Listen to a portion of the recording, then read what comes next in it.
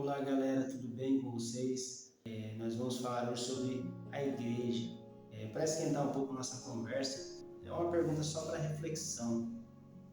A igreja salva as paredes, o templo, salva a pessoa? O que é a igreja? Quem é a igreja? Será que são as paredes, as pessoas? Qual que é a importância da igreja na nossa salvação? Será que eu devo fazer parte de uma igreja para ser salvo? Sim? Não? Qual igreja eu deveria escolher? Todas as igrejas são boas? São corretas? Pois é, nós vamos refletir bastante hoje. Se eu não fizer parte de nenhuma igreja, eu sou salvo? Pois é, são perguntas que nos fazem refletir, ter dúvidas, e esse será nossa reflexão. Para iniciar nossa conversa hoje de reflexão, eu queria abrir este conteúdo com uma pergunta. Como saber qual a igreja correta? Gente, a resposta é muito simples, muito simples. A igreja correta é aquela que ensina os ensinamentos com base bíblica, com a base bíblica, ok? Não um ensinamento com a base na tradição, nos mandamentos de homens, doutrinas inventadas por homens que não têm base bíblica. O que são mandamentos de homens? São aqueles mandamentos que o próprio homem eles inventaram, aqueles ensinos superficiais que não agregam nada à sua vida espiritual, no seu cotidiano, no seu relacionamento com Deus. Sabe aqueles ensinos que você fala, por que eu estou seguindo este mandamento? Não muda nada na minha vida, não me transforma interiormente. Pode ser que te transforme exteriormente, o que para Deus não tem muita valia, porque Deus olha o coração. Isso não quer dizer que o seu corpo deva se comportar de qualquer maneira, ok? Mas vamos entender um pouco este conceito de igreja. O que é a igreja? No Antigo Testamento, são duas palavras em hebraico muito usadas para traduzir para o nosso idioma o conceito de igreja, ok? Mas ele não vai literalmente falar sobre as paredes, sobre o templo construído, não. No Testamento há duas palavras que são usadas para designar a igreja. Kaal, de Kaal, que é chamar, e Idá, de Iadá, indicar ou encontrar-se, ou reunir-se num lugar indicado. E tem também a Keal Edá, que quer dizer Assembleia da Congregação. Para a nossa reflexão, para você ver no contexto que esses dois verbos eles são usados. Êxodo 12:6. E guardareis até o 14º dia deste mês, e todo o ajuntamento da congregação de Israel o sacrificará à tarde. Aqui foi quando Deus instituiu a Páscoa. Números 14:5. Então Moisés e Arão caíram sobre os seus rostos perante toda a congregação dos filhos de Israel. E um outro texto para finalizar, Jeremias 26:17, que diz assim: Também se levantaram alguns dos homens dentre os anciãos da terra e falaram a toda a congregação do povo, dizendo. Então nós vemos aí da onde que surgiu o termo igreja. Então veja que igreja não é o templo, as paredes, não, é o ajuntamento, ok? Deus, quando quis falar com o ser humano, ele sempre quis tratar na coletividade, no ajuntamento do seu povo, não de uma pessoa egoísta, não, é aquele ajuntamento, ok?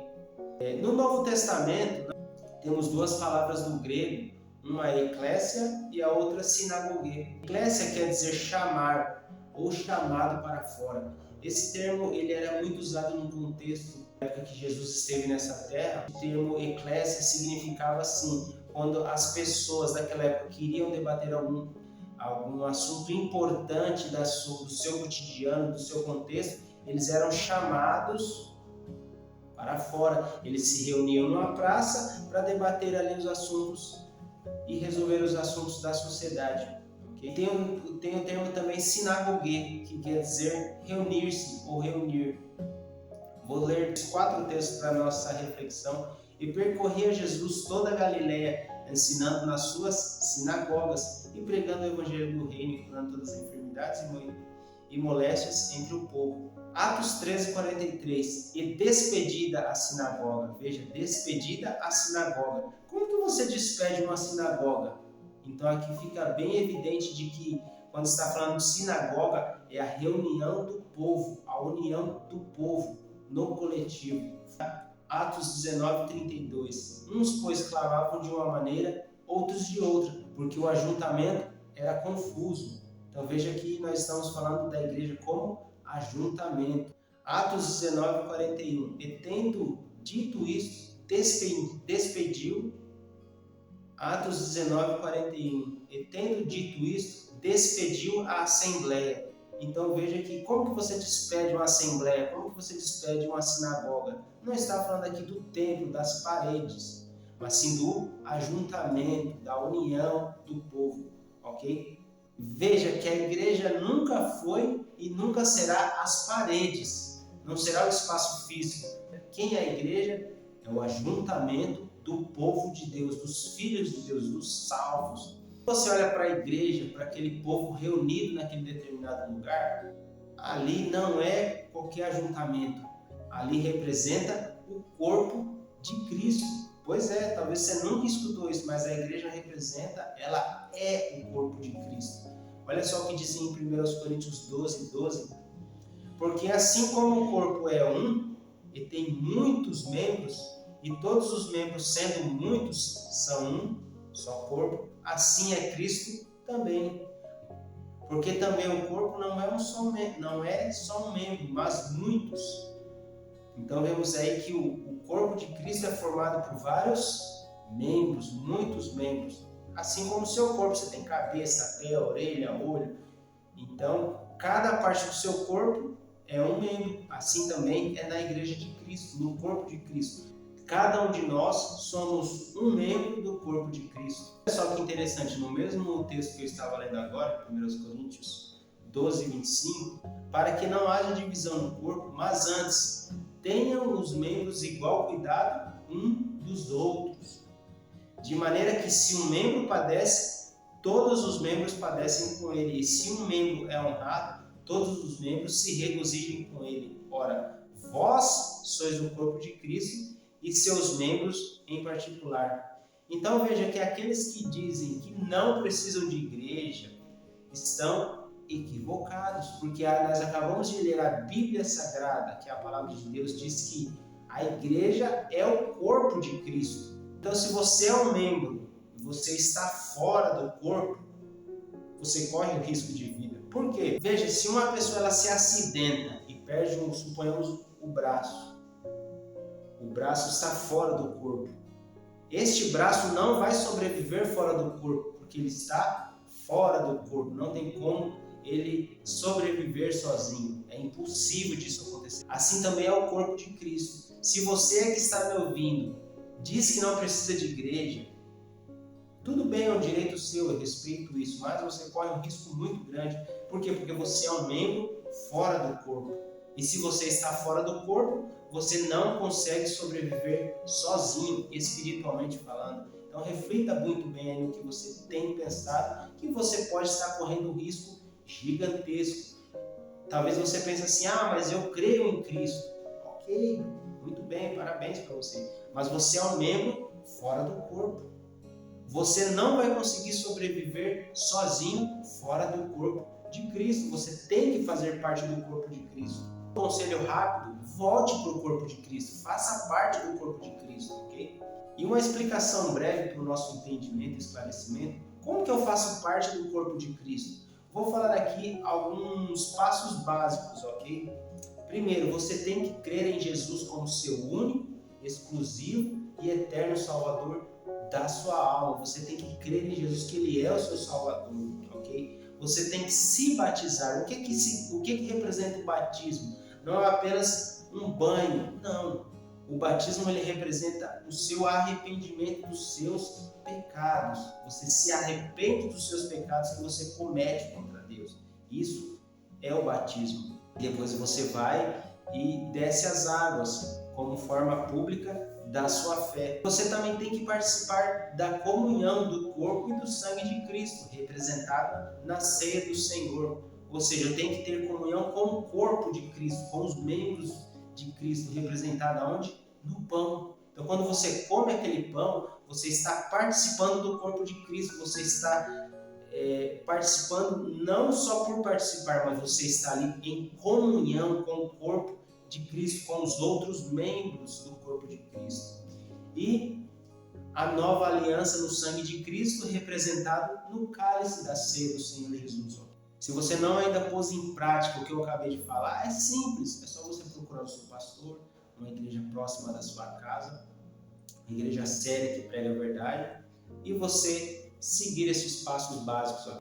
Como saber se a igreja é verdadeira? Pergunta, hein, gente? Como saber se a igreja é verdadeira? Aí talvez você esteja se perguntando, então quer dizer que a igreja que eu vou é falsa? Não sei, não afirmei nada. Mas só para a gente refletir um pouco. Como eu sei que uma igreja é verdadeira? Vou te dar alguns pontos chaves, alguns pontos básicos, ok? Primeiro, a igreja falsa é aquela igreja que é exclusivista. Ela diz assim, só aqui você encontra a salvação, como se a igreja te desse a salvação da sua alma. Então, a igreja dos dias de hoje que tem esse entendimento. A falsa igreja, ela adultera a palavra de Deus. E por que isso acontece? Porque como é uma igreja que ensina coisas erradas, contrárias à palavra de Deus, ela tem que alterar a palavra de Deus para que a palavra de Deus venha combinar com as suas doutrinas. Porque aí não tem como uma pessoa que por curiosidade for perguntar, mas vocês ensinam contra a Bíblia. Como eles adulteraram a palavra, eles vão falar, não, está escrito aqui, que nós seguimos o que está escrito. Então, se a sua igreja ela adultera a palavra de Deus, cuidado, investigue, vai atrás. Se você tem dúvidas de como ler a Bíblia, assista aí o nosso vídeo sobre a Bíblia Sagrada, que você vai entender um pouco. Um ponto importante que define uma igreja se ela é verdadeira ou falsa é o seu meio de salvação. Biblicamente falando, o único meio de salvação, é através de Jesus Cristo. Não há outro meio. Não é por obras, não é por mérito, por esforço humano, nada disso. Porque senão, se fosse assim, seria fácil a pessoa ser salva. Era só fazer obras, era só ser bonzinho, mas não é por isso. Isso não quer dizer que você não deva cumprir as obras, isso não quer dizer que você não deva fazer as obras. Não, as obras e a fé, elas caminham de mãos dadas. Então, se a sua igreja usa outro meio de salvação, cuidado, hein? Por quê? Porque a base da salvação está em Cristo. Se a sua igreja ela ensina que Cristo é apenas um homem qualquer, se a sua igreja ensina que Cristo é apenas um profeta com um espírito evoluído, se a sua igreja ensina que Cristo tem pecados, que Cristo errou, que Cristo falhou, se sua igreja é sempre alvo de críticas, dizendo que a sua igreja não aceita, que a sua igreja ensina aquilo que é errado, contrário à palavra de Deus, sempre estão afirmando que a sua igreja não aceita, meu amigo, minha amiga, cuidado, investigue, vá atrás, estude a Bíblia que você vai saber se a sua igreja é verdadeira ou se ela é falsa. Eu não estou falando aqui de pequenas discordâncias teológicas, não. Então, não estou falando desses pontos, eu estou falando do ponto da soteriologia, o meio de salvação. Então, toda falsa igreja ela vai mexer, ela vai adulterar o meio de salvação, ok? Por quê? Porque uma igreja que ensina que a sua salvação é através do seu esforço, das suas obras, qualquer um pode fazer isso. Qualquer pessoa, até então isso não quer dizer que isso é um meio de salvação. Então, se a sua igreja usa outro meio de salvação, por exemplo, se a sua igreja apresenta outro Deus, se a sua igreja apresenta outro mediador, outra mediadora, um salvador, outro salvador, outra salvadora, se a sua igreja apresenta outros meios de salvação a não ser a Cristo, meu amigo, minha amiga, abra o olho, cuidado que você pode estar num barco furado, hein? É o seguinte, vai na sua Bíblia e confere, comece a estudar a palavra de Deus, que você vai ter o seu entendimento esclarecido. Então, se a sua igreja ela não te ensina o que é pecado, o que é mudança de vida, o que é novidade de vida internamente, não externamente, se a sua igreja não te proporciona uma mudança de vida interior, mas está resumida em dogmas, em segmento de dogmas, ensinamentos humanos, doutrinas humanas, dizendo que isso é um meio de salvação, tome cuidado, você pode estar indo no caminho errado. Por que eu estou te falando isso? Porque Cristo é o principal membro do corpo. Ele é a cabeça do corpo de Cristo. Isso está na palavra de Deus. Vou ler para você, Colossenses 1,18. E ele é a cabeça do corpo da igreja. Olha só, ele é a cabeça do corpo da igreja. Ou seja, nós somos os membros e Cristo é a cabeça. É ele que manda no corpo. Cristo é o Salvador. 1 Timóteo 1,15. Esta é uma palavra fiel e digna de toda aceitação, que Cristo Jesus veio ao mundo para salvar os pecadores. De tudo que eu te falei, e ainda por último, Cristo um dia vai voltar para buscar a sua igreja, que será o arrebatamento, que vai ficar para um outro vídeo que eu vou te ensinar o que é o arrebatamento da igreja. Então, um dia Cristo vai vir buscar o corpo de Cristo, ok? E essa promessa está escrita lá no Evangelho segundo escreveu João, 14, versículo 1, que diz assim, aqui é Jesus Cristo falando, João apenas registrou, inspirado pelo Espírito Santo de Deus. Não se turbe o vosso coração, credes em Deus, crede também em mim. Na casa de meu pai há muitas moradas, se não fosse assim, eu vou-lo teria dito, vou preparar-vos lugar, e quando eu for e vos preparar lugar, virei outra vez e vos levarei para mim mesmo, para que onde eu estiver, estejais vós também. Então este é o grande desejo de Deus, que onde Ele estiver, nós também que somos o corpo de Cristo, estejamos com Ele também. Agora, gente, nós vamos falar de algumas coisas muito interessantes, chega até a ser um pouco assim, eu estou aqui dando risada para descontrair um pouco, porque o assunto agora é bem delicado. Nós vamos falar por que algumas pessoas deixam de fazer parte da igreja, do corpo de Cristo. Nos dias de hoje há pessoas que não têm aquela vontade de estar na igreja. Quando ele olha a igreja, ele faz o que? Ele, não quero passar nem na calçada dessa igreja, estou longe, estou fora, não quero saber de igreja. Então vamos ver alguns pontos importantes para a nossa reflexão. O primeiro deles, o principal ponto que faz uma pessoa abandonar o corpo de Cristo, por incrível que pareça, talvez você não saiba disso, é o pecado. Pois é, meu querido, minha querida, o que nos faz desanimar de não querer fazer parte do corpo de Cristo são os nossos pecados. Por que eu estou te dizendo isso? Porque a partir do momento que a pessoa ela está em pecado, não se arrepende, ela perde a comunhão com Deus. E perde a comunhão com o corpo, com os membros do corpo, com a igreja, com os irmãos e as irmãs. E a primeira coisa que vem à mente dessa pessoa é: vou embora da igreja, não quero saber de igreja, não quero saber de Deus, não quero saber do corpo de Cristo. Porque a única coisa que separa o ser humano de Deus são os pecados. Isso está registrado. O profeta Isaías disse isso, inspirado pelo Espírito Santo de Deus. Olha só, Isaías 59, versículo 1. Eis que a mão do Senhor não está encolhida para que não possa salvar, nem agravado os seus ouvidos para não ouvir. Mas as vossas iniquidades fazem separação entre vós e o vosso Deus, e os vossos pecados encobrem o seu rosto de vós para que não vos ouça. Ou seja, essa pessoa não teve a humildade de reconhecer que estava errado, que falhou, que pecou contra Deus, que pecou contra o corpo de Cristo. E qual foi o preço disso? Infelizmente, ele se afastou do corpo de Cristo. Um dos motivos que fazem muitos cristãos, milhares, abandonarem a fé, abandonarem o corpo de Cristo, deixarem o corpo de Cristo para trás, é essa falta de humildade de reconhecer que está errado, que está caminhando errado. Qual que é o conselho que eu te dou? Seja humilde, reconheça que você está errado, que você está pecando contra Deus. Ainda há uma esperança. E o conselho que eu te dou é um só. Dobre os seus joelhos, se arrependa, peça perdão a Deus e volte para o corpo de Cristo. E volte correndo enquanto há tempo. Porque depois que morreu meu amigo, minha amiga, não há mais oportunidade de se arrepender. Outro exemplo de que por que alguns abandonaram o corpo de Cristo, não querem mais fazer do corpo, não querem fazer mais parte do corpo de Cristo. Esse ponto ele é bem delicado, porque essas pessoas elas foram traídas, eles foram machucadas por alguém. Alguém cometeu injustiça contra você.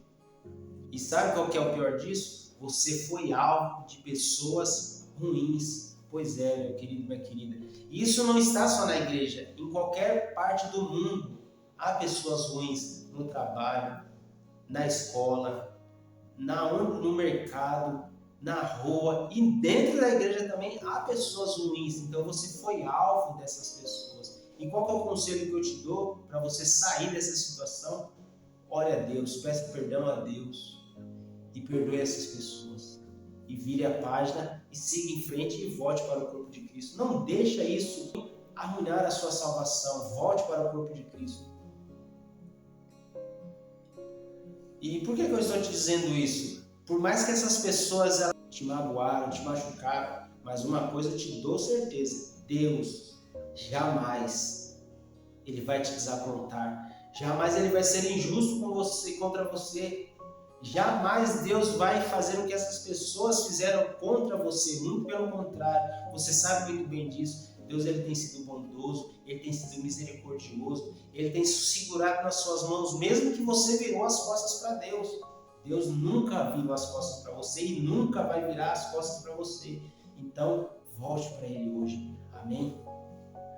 Outras pessoas elas se afastaram do corpo de Cristo porque elas não têm fé. Elas não têm fé, elas não creem em Deus. Elas não creem em Deus. E esse é um dos principais motivos que fazem pessoas irem para a igreja, ficarem um tempo e depois abandonarem o corpo de Cristo. Porque essas pessoas não têm fé. E no meio da caminhada com Deus, no meio das adversidades, elas simplesmente não suportam a pressão e abandonam o corpo de Cristo. Muitas pessoas, nesses meus 23 anos que eu estou trabalhando na igreja, eu já tenho visto muitas coisas e eu já vi muitas pessoas que não têm fé. Então, se você talvez se encontra nessa situação de não ter fé, ore a Deus e peça a Deus fé para que o Espírito Santo de Deus coloque fé dentro de você. Outros não participam do corpo de Cristo porque o corpo de Cristo não é prioridade para essas pessoas. O corpo de Cristo está lá no último plano, está em terceiro, em quarto plano, se der tempo. As pessoas, elas medem a distância. Elas medem, não vou para a igreja porque é longe. Eu não vou para a igreja porque estou cansado. Tá cedo demais, tá tarde demais, tá calor, tá chovendo. Hoje não dá. São tantas desculpas que essas pessoas põem que elas não têm força de ir cultuar a Deus. Ela não tem uma prioridade em participar do corpo de Cristo. É lógico que eu dei aqui alguns exemplos. Por que eu estou te falando isso? Porque o meu intuito neste canal é falar para vocês a verdade, segundo a palavra de Deus. Porque Deus ele quer salvar a sua alma, mas se você não se permite ser salvo, Deus ele não vai te obrigar a servi-lo. Então eu creio que você entendeu perfeitamente. Eu tentei ser o mais claro e objetivo possível, para que você entenda que Deus tem uma obra de salvação na sua vida. Só que para que isso aconteça, você tem que se permitir, você tem que se entregar inteiramente nos braços de Deus, para que Deus possa fazer uma obra na sua vida. Por que eu estou te dizendo isso? Porque o intuito do nosso canal aqui é falar a verdade, trazer para você um conteúdo bíblico profundo que toca a sua alma. Quer ver um exemplo disso? Se você estivesse hoje, é lógico que é um assunto assim hipotético, só para você refletir. Se você estivesse hoje enfermo, com a sua saúde bem debilitada, com febre, aí você vai ao médico e o médico não quer te atender e ele fala para você, você não tem nada não, vai para casa, toma tal comprimido e você vai ficar bem. E você sabendo que você está ruim, você fala, não é possível que esse médico está falando essa mentira para mim. Você vai acreditar nele? Lógico que não, né? Agora, se você vai naquele médico e o médico fala assim para você, você tem tal enfermidade, você tem que fazer isso, você vai gostar, porque o médico falou a verdade. Por quê? Porque é pro seu bem. Você entendeu? Assim é Deus. E eu aqui, como profeta de Deus, eu estou te falando a verdade, para que você seja salvo, para que você seja abençoado por Deus. Então eu quero orar pela sua vida neste instante. Talvez você se encontre aí sem vontade de ir à igreja, sem vontade de cultuar a Deus, sem a mínima vontade de quer passar na calçada da igreja. Isso acontece muito. Feche os seus olhos. Soberano Deus, eterno Pai, essas pessoas que estão ouvindo a minha voz nesse instante, eu sei que muitas delas estão afastadas do corpo de Cristo. Por algum motivo essas pessoas deixaram de participar do corpo de Cristo, mas que o Teu Espírito Santo coloque no coração dessa pessoa o desejo, a vontade de voltar para a casa do Pai, para o corpo de Cristo. Em nome de Jesus, ó Pai, que essa pessoa venha perdoar todos aqueles que feriram, que essa pessoa venha, Pai, te pedir perdão. E eu sei que o Senhor é fiel em perdoar essa pessoa. Por isso que eu te peço, Deus, em nome de Jesus, que o Teu Espírito Santo invada o coração dessa pessoa. Pai, essa é a minha oração por este homem, por esta mulher que está me ouvindo lá do outro lado, Pai. Em nome de Jesus, vai no encontro. Essa é a minha oração, em nome de Jesus. Amém, gente? Muito obrigado. Não se esqueça, não me abandone dessa vez. Se você se sentiu engajado neste conteúdo, já se inscreve aí no nosso canal. Se você gostou deste conteúdo, já dá um like aí. E se você ama alguém e sabe que alguém está precisando de ouvir essa palavra, já compartilha. Gente, tchau, tchau. Até mais. Fiquem com Deus e tenha um dia, uma tarde, uma noite muito abençoada, em nome de Jesus.